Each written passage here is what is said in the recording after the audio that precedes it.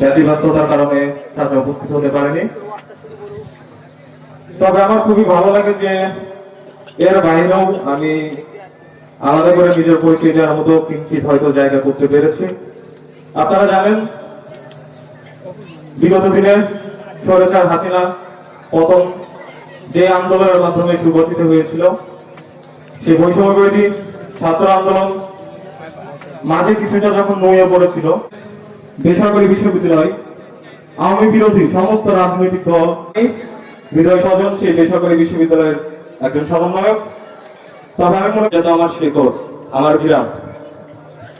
আসলে আন্দোলন বিষয়ে কথা বলতে গেলে অনেক লং হয়ে যাবে, তবে আমি কিছুটা সময় চেয়ে নেবো। আমি কিছু স্মৃতিচারণ করতে চাই এবং আমি মনে করি এখনো দেখছি লোন লীগ, আনসার লীগ, বিভিন্ন লীগের দেশে সেই স্বৈরাচার হাসিনা এখনো ফিরে আসার যে কায়দা